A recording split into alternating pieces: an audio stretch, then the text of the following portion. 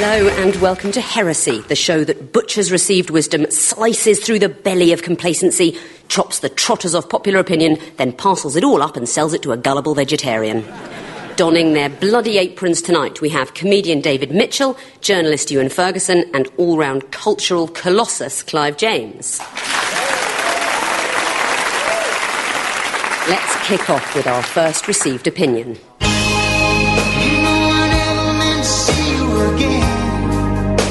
But I only pass by as a friend.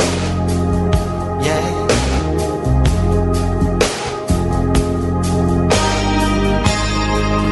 All this time I stayed out of sight. I started wondering why.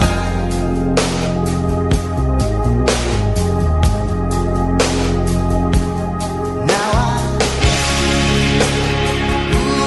wish it would rain down. Phil Collins there with I Wish It Would Rain Down on Me. Well, it would if he moved back to England. But no, as Phil sings, all this time I've stayed out of sight. And that's because he can't resist another day in paradise.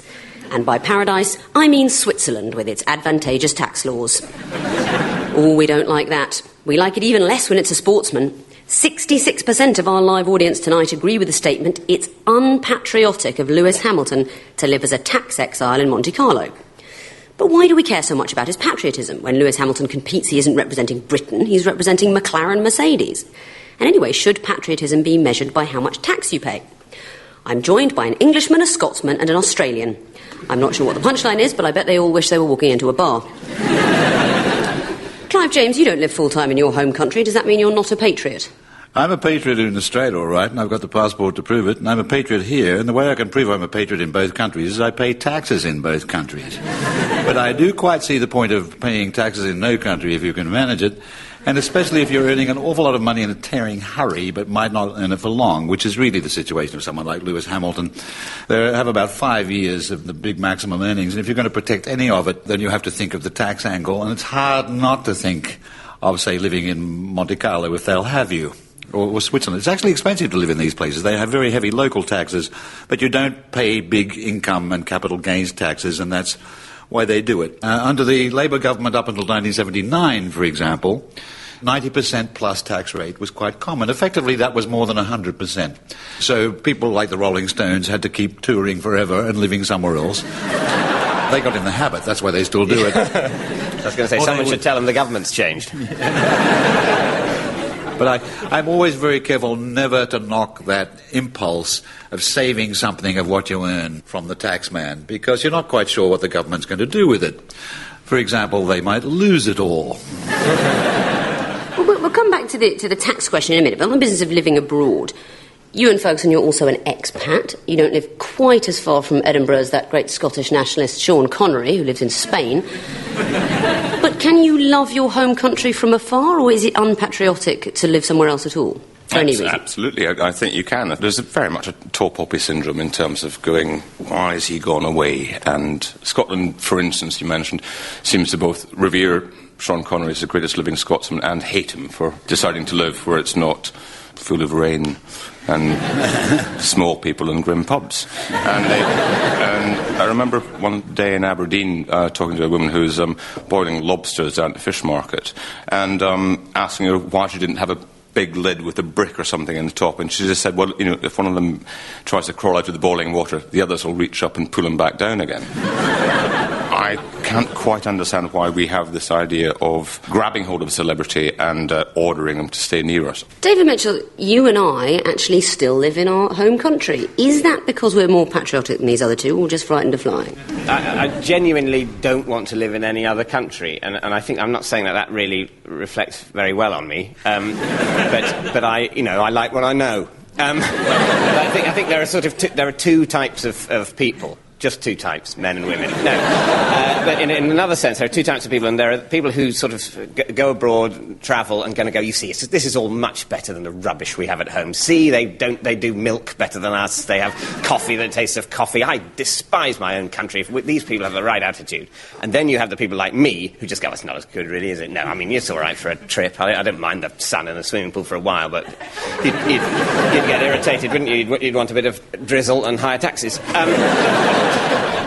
So for me, I think it's great that other people are happy to embrace other cultures. I'll do that in principle, but in practice, I don't want to go anywhere where, for example, the spiders might kill you. On the subject of taxes, I mean, let's be honest, not too honest, because the Inland Revenue might be listening, but I just don't think anybody approaches their tax return from the point of view, how can I make it so I pay the absolute most to benefit my country? I can't understand my tax returns. The thing to do is to get the most honest accountant you can and let him or her do it, and make sure you pay every penny, because it's far more expensive to get into trouble with the revenue. Yes, absolutely, but there is no one who, at the time they're doing their tax return, thinks, oh, well, I won't claim that because I'm thinking of, incubators for babies and another ICU unit. Everyone tries to pay as little tax as possible. Most people try and do that within the rules, or only bending them. Some people become fraudulent, and other people get a Monte Carlo. But it's, I don't mind paying the money enough to go and live in a horrible little hellhole in the south of France.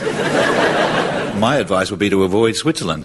You think that Monte Carlo is dull? Try Switzerland. At least the Monte Carlo has the Grand Prix every year, so you'll actually see Lewis Hamilton racing. You won't see that in Switzerland. You won't see anything in Switzerland. You'll just see a lot of very, very well-fed people in fleece-lined car coats and pork pie hats doing nothing but visiting their bank to count their money. All day, every day, forever. Wouldn't you say that Lewis Hamilton's at least being honest about it? He's not staying here and fiddling his tax. He's putting his hands up and saying, let the whole world see I'm not paying a bean. Absolutely, and I think that one of the intriguing aspects is that he will come back, because that's the odd thing about British expats. They all seem to miss the things which we hate. And, you'll find them happily in the Algarve and then moaning about the fact that you can't get Marmite or something like that. And I think more Marmite is now bought by expats. Yes. It's only one of them. He's just an absolute fan. And there's a technical reason why they can afford to come back, because they've been abroad long enough to make money offshore. Then they can come back and keep that money offshore under the domicile rules. One government after another has promised to reform these rules and never finds a reason to do so. But I hope that the flexibility remains there so that people can come home. You even want the Rolling Stones back eventually. I think the question of patriotism with Lewis Hamilton solves itself by the fact that everybody knows that he's British, and he's flying the flag extremely effectively wherever he actually happens to live. The sportsman becomes famous, and their nationality becomes famous, and that should do the job as far as patriotism is concerned. And the real reason why they're abroad is they want to keep some of the money, and you can't blame them. Eventually they bring it home anyway. They always do. I mean, nobody lives forever in Switzerland. They just look as if they do. Let's go to the audience. Anybody in the audience, put your hand up if you're currently living in Britain, but you're not from here, or you were born somewhere else. What's your name? Miranda. Where are you from, Miranda? I've got dual French-Greek nationality. Oh, so you're French-Greek? Yes. But you didn't fancy either of those? Do you think you're patriotic about France and Greece? Yeah. Be honest, right? France are playing Greece in some game you care about. Oh, no, I did that. Who do you support? It was, when was it? It was the Euro 2000. First half I did France, second half I did Greece.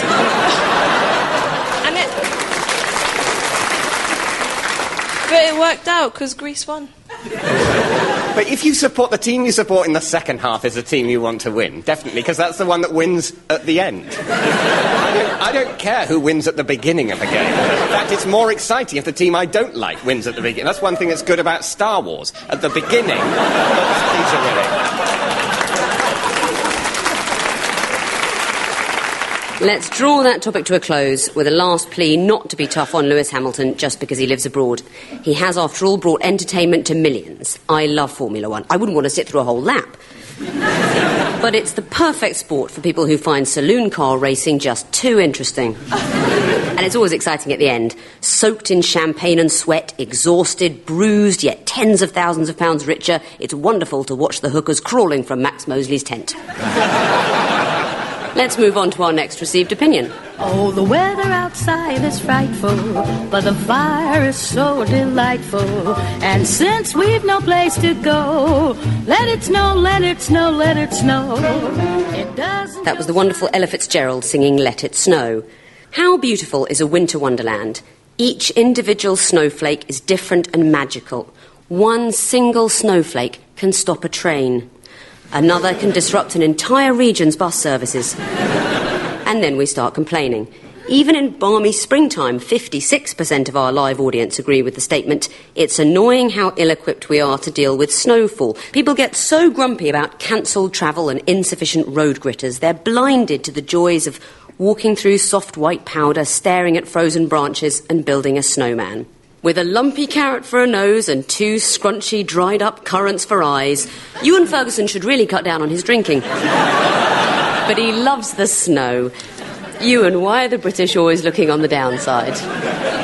Absolutely no idea. I think it's marvellous that Britain grinds to a halt. And it's very rare in this country, and we should celebrate it. Apart from anything else, it gives us a different day. It's not the usual grind. We have to struggle through things. We have to think. We have to make things up. Half of the finest things that have come throughout history have come through improvisation because things didn't work. I worry mainly about the alternative. If we actually spent billions, G20 billions, every year preparing for something which didn't happen, I can just imagine the headlines in just about every single paper, except Snow Monthly, if it exists. Yeah, people get so cross. I brought a selection of headlines from when it snowed last winter. Headlines from the national press. Fury over school closures. Fury as rubbish piles up. Parents protest as schools shut again. And this is a real marketing genius from my local paper. Where are the road gritters? That one flew off the shelf. David Mitchell, why does something as beautiful as snow bring out the worst in us? It's interesting that I was talking about fury. I very much like the snow, and there was no one, I couldn't see anyone walking around, everything looks pretty, there was no one going, oh, look at it!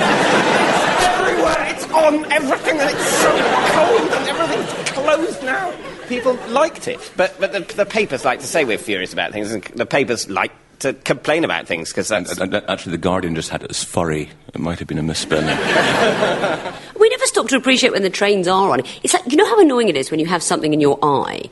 You never think, I tell you what's brilliant, I haven't got anything in my eye. I don't have anything in my eye at the moment. I should stop and be grateful for that fact. But so it is, on normal days, we don't... None of us are on fire. But people are so quick to complain, oh, it snowed and the trains don't run. Yeah. Whoever walks into a station and says, isn't it amazing that the trains run? You can get on a train and go somewhere. I mean, we actually handle things quite well, really. Also, I don't think we give ourselves... Going back to sort of where I want to live in the world, I think we've got the best weather in the world in this country, quite genuinely, because in the summer it is definitely too hot. A bit, but not that much. In the winter, it's definitely too cold. A bit, but not much. And the variance of temperature is definitely much less than in most other places in the world. I mean, that's as good as it gets, temperature-wise. You either go somewhere where it's lovely and hot all the time and then unbearably hot and there's a hurricane, or somewhere where it's actually quite pleasant and spring-like for 25 minutes and then freezing the rest of the time. So people complain about the bloody British weather. If you're going to complain about the British weather, then any other weather is going to drive you to suicide. It's the real reason why Britain was the centre of Antarctic exploration before World War I, because they didn't have any of that here. So people like Scott and Shackleton wanted to go a long way south to see what the ice and the snow was like. Is that why you came here from Australia? Yes, I did. I wanted to see the snow. From someone from Australia, the word north is romantic. The word cold is romantic. Snow, ice, these are magic words. And when I landed in Southampton in the middle of the winter of 61, I think it was, I saw snow falling for the first time. I had seen snow before briefly in the Blue Mountains near Sydney, but I didn't know that it fell. I thought it had been brought in by truck. And here it was falling out of the sky. I found it intensely romantic. But the whole point about Britain is there's comparatively little of it. It's a mild climate, and it's the secret of British energy. It's a lot easier to be intellectually active and inventive in a country with a mild climate. Try that in India in the hot months, for example. People want to lie down. It's just too hot. Mentioning the South Pole, presumably that's also why we don't want to have such a regimented, organised Scandinavian way of dealing with the snow. Because if you go back to Scott and Amundsen, whose was the most romantic story? You know, Amundsen got there, did it, ate my dogs. Scott didn't make it. Yeah. Scott didn't make it, but he's He made it, he just didn't make it back. He didn't make it. He didn't make it. He says he made it in as big a way as Shackleton didn't make it. Shackleton was going to cross the continent, didn't even get to the continent, got stuck in the ice, had to fight his way out. Yes, but the British remember those stories. Yes. I don't know how much consolation that would have been for Scott at the time. He's going, well, this will make a better story. Tell you, that's one in the eye for Amundsen. Bet he's feeling sorry, sitting eating his hot dog. thing that genuinely upset me, and this really isn't joking, I don't have children because I think, goodness, that would be a terrible headache, wouldn't it? And just nightmare and trauma and years and no sleep and this, that. The only reason to have them would be because maybe one day in 10 years it would snow and you could take them to the park and play on sledges. But as soon as it did snow, all the parents were furious because the children didn't go to school. They didn't know what to do with them. It's sort of like saying fury at Christmas. Schools all closed. Children demanding presents. And, of course, the schools closed doesn't matter at all because it's sort of the secret that nobody tells anyone is they don't tell you that much at school. They give you about 4 years' worth of information, and they take 12 years to tell you it. We should bring in the audience here. Where's James Hyde?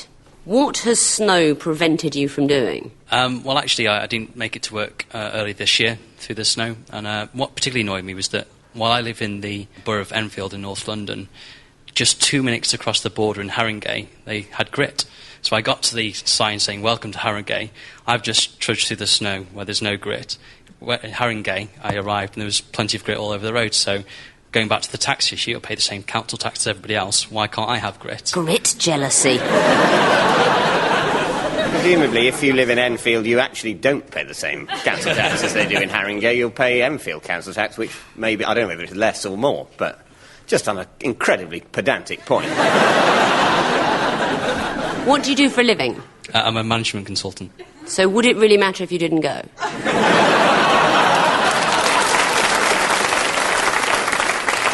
I think the audience just worked that one out. I don't mean to be rude. Obviously, I'm not talking about, nurses, firefighters. These people have to get to work. But the sort of people who are really moaning about not getting to work were always the kind of people where you think, what do you actually do? What does it mean? You go and well, I mean, that's the thing. That's why our economy is collapsing. Most people do jobs, I include myself, that no one really needs them to do. There are a tiny minority of people who make food and build buildings and make you better if you're ill, and then there's most of us who go to a place and click. And then, have I clicked enough for today? Yeah, you can go. I think someone should get a job advertising Haringey Council with the slogan, "We've got grit." Yeah. Certainly, it's in the age-old battle between Haringey and Enfield. Tonight's been a good night for Haringey. Let's leave that there with a resolution next time it snows to see only the beauty in it, stop complaining and appreciate the chance to get off the treadmill for a couple of days. I'm not saying there aren't dangers. Last winter, Euan Ferguson slid over on his own path, fell into a hedge and was there all night. He was lucky it wasn't snowing. He'd have frozen. Let's move on to our next topic. We can go on together with suspicious minds, and we can build our dreams on suspicious minds. That was Elvis Presley singing Suspicious Minds, which is what we have developed in relation to the internet. 70% of our live audience agree with the statement, you can't trust what you read online. What a shame when the World Wide Web is such a fantastic resource. It was developed in 1991 by the British scientist Tim Berners-Lee as a way for him and his colleagues to spend 1992 looking at pornography. And now we all have access to completely democratised information. Sadly, false information is put up on Wikipedia by saboteurs who frankly should have better things to do with their time. Luckily, it's then taken down by a team of dedicated, round-the-clock voluntary moderators who, frankly, should have better things to do with their time. David Mitchell, why don't we trust Wikipedia like we'd trust a proper reference book? I think Wikipedia has become like a shortcut to a joke about it being rubbish. And that's not fair, because most things on Wikipedia are completely true. But you don't absolutely know they are. Everyone knows how why Wikipedia exists, how it's compiled. So if you believe something entirely on that basis, then you're a moron. And also, it's worth remembering that no reference work, no book at all is necessarily true. Anyone can get a book printed. You just have to pay a certain amount of money, and there it'll look proper, and it could be full of lies. And you should question everything you read. You should always know who's written it, why have they written it, why might this be true, or why might they be trying to pull the wool over my eyes. And actually, if the internet makes people more careful and more likely to do that about everything they read, then it will be a force for truth rather than error.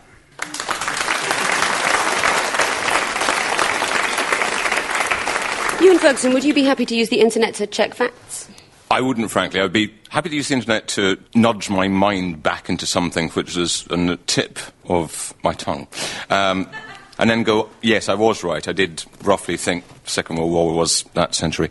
But should we trust what we read on the internet? The answer is we're going to have to. The net is with us, and I think it's up to us to look at the context of everything that's in there. You know, no one has ever seriously looked at, for instance, The Onion and thought it was a proper newspaper, similarly Daily Star. And I think that the net will begin to self-regulate in an as-yet undiscovered way, but people will learn what gets edited and what is trustworthy. Clive James, you have a big sort of library of books at home. Do you think books are somehow naturally superior to information on a screen? Well, no, and the fault, of course, was in the question. The question is, should we trust what we read on the net? We shouldn't trust what we read anywhere automatically. We can't trust the Bible, not to mention other religious texts which would be fatal even to mention. We can't trust anything automatically unless you have means of verifying it. One of the reasons that I'm really bothered about the web, and I run a big website under my own name. In fact, I only recently got my own name back. My domain name was owned by a jet ski instructor in Miami, and I had to wait for a long time for that guy to have his accident. And it's very, very important to me, but it has an inbuilt fault that all websites have, is that it's edited only by me. And as a writer, I've always been at my best as a writer when I was edited by someone else. And newspapers do that. Newspaper editors have an awkward habit of asking you what you mean, checking up to see whether you got it right, and they bring the whole force of the publication to bear on helping you to be better. There was a wonderful article just after Lehman Brothers collapsed in New York, which was the beginning of the current economic crisis. The Wall Street Journal did an analysis of the event. It took 6 different reporters, 3 of them financial experts, to write that. And it was a fabulous article, but no blog could do it. It couldn't be done on the web. And the crisis we now face in the media is there are a lot of things that standard print journalism can do that won't be done if all the effort goes into the web. And bit by bit, the press is draining away into the web, and it's not taking the expertise with it. But there can be editors because there are moderators. I mean, one thing where the internet is very strong, opinion pages and forums. Do you think the fact that so many more people have a voice now and a platform on the internet means that we get a sort of wider truth in terms of our picture of what the world is like? No, that doesn't give you variety of opinion at all. It gives you variety of tones of voice and volume. I don't trust at all the idea that if everyone expresses their individuality, then that will cover the topic. Well, the thing is, everyone doesn't express their individuality. That's the main problem. A minority of extremely angry people do. We will get some truth out of the comment pages on the internet in that we may, in a few years' time, have entirely mapped the world's rage. But maybe one thing that would improve the internet, and may happen with time, is that perhaps normal people will start to comment, and we will gradually dilute the idiocy and rage with things that make sense and are spelt better. What I'd like to do is just run through some facts that are about you 3 on Wikipedia. We're going to see if they're all true. According to Wikipedia, Clive James's real name is Vivian, but he changed it because of Gone with the Wind. It's more or less true. My first name was Vivian, and I changed it because I was sick of being taken for a girl, because Vivian became a girl's name in Australia after Gone with the Wind was released, and Vivian Lee became a famous star. So it's roughly true, yeah. David Mitchell is a warrior who lives in Kilburn. Well, I do live in Kilburn, and I have worried. Yes, I am a warrior. I don't get paid for it, though. You enjoy being propositioned by fans and snooker. I like watching snooker on the television, and I'm terrible at playing it. So no, that's not... He enjoy... What does that mean? He enjoys being propositioned by fans. That's grim. Just sort of hanging around, hoping that someone's... Oh, no. Euan Ferguson, there's not quite so much on your Wikipedia page as these, these 2 TV stars. Your page says, Euan Ferguson is a columnist. He's written for the Dundee Courier. Both true. And what about something like internet dating? I mean, that's a situation where people, I'm sure, write little things about themselves on their profiles that isn't necessarily true to the letter. They might make themselves a little bit taller, better sense of humour than they really are. Say they like being propositioned by people, that kind of thing. But maybe through the mask of the internet, you and people are sort of finding their truer selves. You know, if I were to write, I'm 23 with a tiny waist and natural blonde hair, wouldn't be technically true, but wouldn't it be sort of my deeper true self coming out there? I think you probably would have lied to the original proper blind date site. I think all used to. the internet does is it lets you lie better. But I'm kind of intrigued as to why people would lie to such an extent. If there is any hope, if they actually want there to be a hope of meeting someone of the opposite sex, what is the point in saying that you are the reincarnation of Clark Gable? Gotta say, okay, what's my plan? I look like a gargoyle. I've said I look like Cary Grant. What can I do in the first second to compensate for the disappointment? Well, throw money. Well, I think it's time to meet some of the audience. Let's go to them. Where's Alex Sivwright? Alex, you can't trust what you read online. Why not? Well, if anything, I sort of revel in looking for things that are wrong online. But you said about internet dating as well. I'm guilty of doing the same thing. My partner here, I met her online, but my status basically said that I have a 2-foot Siamese twin who's on my waist. I thought you were going to say something else. No, a 2-foot Siamese twin who likes dancing to Queen and had a dead pirate under my bed. And that got her interested. I have no idea why. Give her the microphone. Hiya. Hello. So as soon as you read that he had a 2-foot Siamese twin and a pirate under the bed, you thought, that's the man for me. It showed he had a sense of humour. You'd have been in trouble, though, if you'd found someone who genuinely did have a 2-foot Siamese twin and a pirate under the bed, and wasn't joking at all, was deadly serious. We would have just stayed friends, I think. But what you're saying, that it absolutely proves our point. You're saying that in putting something on his webpage that obviously wasn't true, you could see the deeper truth that he was someone with more of a sense of humour than these others and a guy you wanted to meet. Yeah. And it all worked out happily. Yeah, I think, yeah.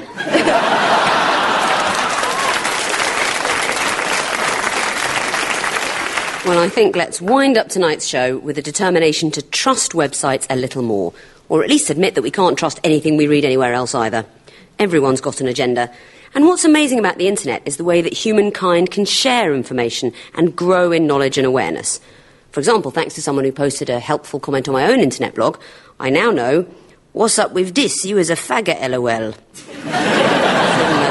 I'm very grateful for that. Many thanks also to my brilliant guests, David Mitchell, Euan Ferguson and Clive James. Good night.